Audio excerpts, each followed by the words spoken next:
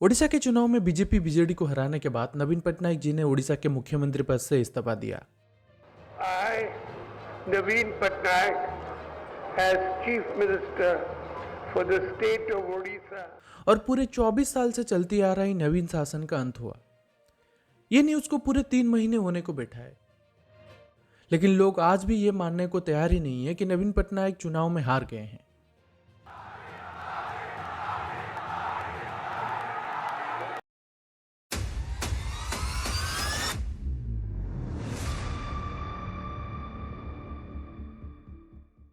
India का one of the best popular chief minister, जिसका political party पिछले 24 सालों से उड़ीसा में पावर में था, जिसको पिछले 24 सालों से लोगों का प्यार और समर्थन भर भर के मिल रहा था। आखिर ऐसा क्या हुआ कि बीजेडी का राजनीति का गन्ना ऊपर से नीचे हो गया? आइए इस वीडियो में जानते हैं। नमस्कार दोस्तों, मैं हूं स्मृति और आपको स्वागत करता हूं मेरे एक नई वीडियो में। वीडियो के मेन टॉपिक के ऊपर आने से पहले मैं आपको कुछ आंकड़ा बताना चाहता हूं। नवीन पटनायक 5 मार्च सन 2000 को पहली बार ओडिशा का चीफ मिनिस्टर बने थे As Chief Minister for the state of Odisha.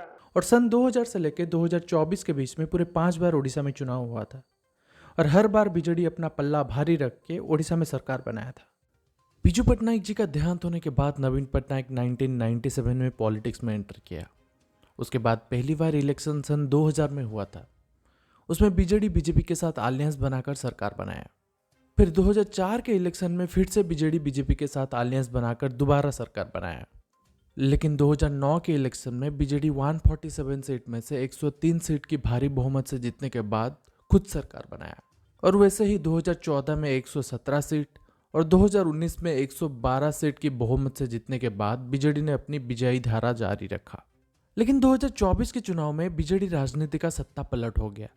2019 के चुनाव में बीजेडी को जितना सीट मिला था उससे आधा भी सीट 2024 में नहीं मिला।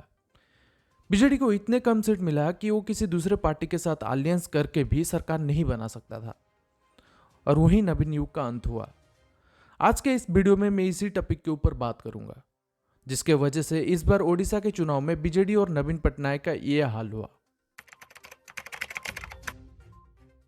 बीजेडी पार्टी के कार्यकर्ता, उनके सपोर्टर्स और ओडिशा के सभी लोगों को यह लग रहा था कि जब तक बीजेडी के साथ नवीन पटनायक है तब तक बीजेडी को ओडिशा में सरकार बनाने से कोई रोक नहीं सकता।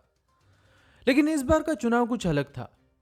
इस बार ओडिशा में 4 फेज में चुनाव हुआ था और पूरे 4 फेज में बीजेपी का प्रमुख मोदी जी के समेत बहुत सारे केंद्र मंत्री आए हुए थे ओडिशा में चुनाव का प्रचार के लिए।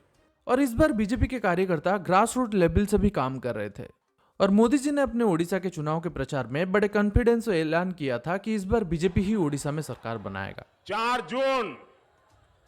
जून पर यहां बीजेडी सरकार की एक्सपायरी डेट लिखी हुई है।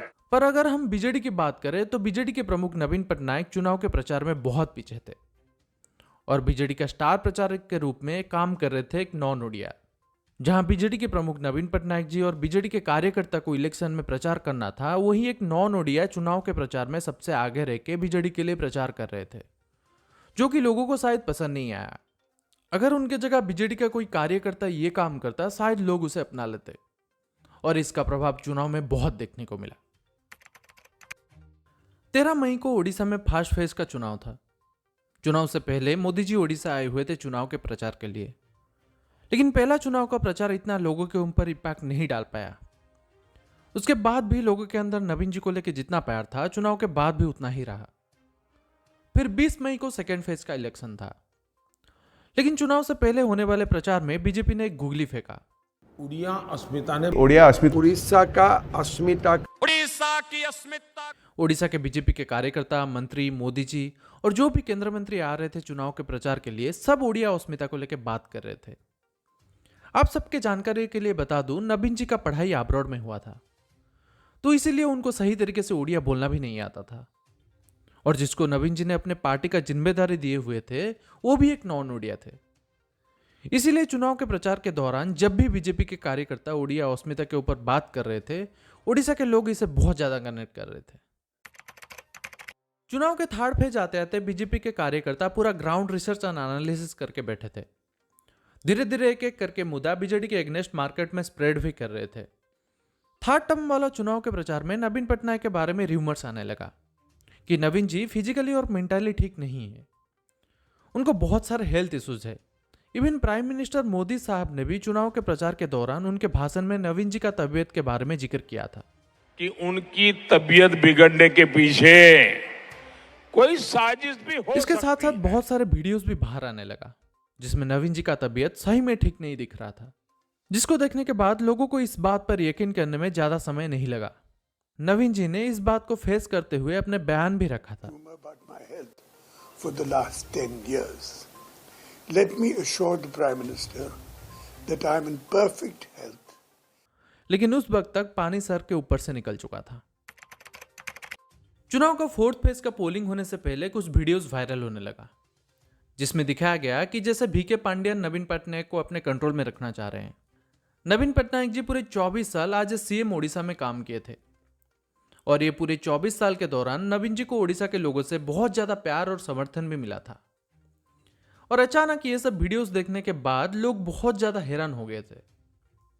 सबको ये लग रहा था कि अगर नवीन जी 2024 के इलेक्शन के बाद सीएम बनते हैं, वो सिर्फ नाम का सीएम ही रहेंगे और सारा का सारा अथॉरिटी रहेगा पांड्यन के पास, जो कि लोगों को पसंद नहीं आया।